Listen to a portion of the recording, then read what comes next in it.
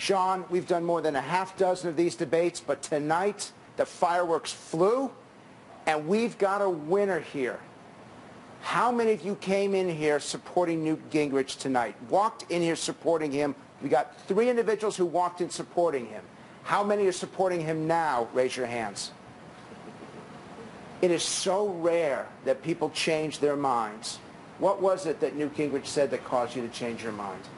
He spoke to me and told me that we welcome everybody. Everyone has an equal chance in this country. You know, my family, we came here from Vietnam as boat people. We came here to America poor. My dad, he spoke to me and told me that, yes, you can work hard, get an education, and be successful, and it's okay, and I support that. Congratulations on being part of the American dream. Thank you. What is it that Newt Gingrich said that you found so positive that would cause you to change your point of view? Go ahead. He always has a positive attitude. He's the only person in there, I think, that can run this country and make America again like the Reagan years. He's so positive. He's the smartest man on there. And I say to all Republicans, give Newt a chance. Give Newt a chance. Give Newt a chance. Sounds like something John Lennon would sing. And he's so natural with what he says. It's not polished. It's not something he's rehearsed in his mind 100 times. It is what he believes, and it comes out so clearly and honestly and witty that you believe what he says. Well, it's interesting that you mentioned that about Newt Gingrich, because we've got one of the highest tested clips, not only of this debate, but any debate. This is Newt Gingrich at his best. Let's take a look. If you want to understand how totally broken Washington is, look at this entire model of a supercommittee, which has now got a magic number to achieve, and if it doesn't achieve the magic number, then we'll all have to shoot ourselves in the head. So when they come back with a really dumb idea to merely cut off our right leg, we'll all be grateful that they're only semi-stupid instead of being totally stupid. I helped found the Military Reform Caucus. I'm a hawk, but I'm a cheap hawk. But the fact is to say I'm going to put the security of the United States up against some arbitrary budget number is suicidally stupid. Now, you talked about Newt Gingrich being positive. What was it about the dynamic between Mitt Romney and Rick Perry that concerned you? Well, number one, they continue to fight, and it's almost as if two cats or two dogs are going after each other. For most of this election cycle, Romney has been in first place, but at one point close to Rick Perry, at another point close to Herman Cain. First, give me a word or phrase to describe Mitt Romney. I think he's consistent. Capable. Polished. I was going to say polished. Presidential. I don't like him. Consistent. Not enough of a leader. Rehearsed. Slick. Too slick. Yes. Classy. You watched him battle Rick Perry. Who won that exchange, Mitt Romney or Rick Perry? Mitt Romney. How many of you say Romney by show of hands?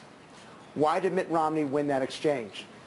He didn't bring himself down to Rick Perry's level. He kept his composure. And he always does that. He does keep his composure. He kept his composure. Rick Perry's face got distorted through the whole thing. Rick Perry was totally negative. Yeah. He looked desperate. Who looked desperate? Perry.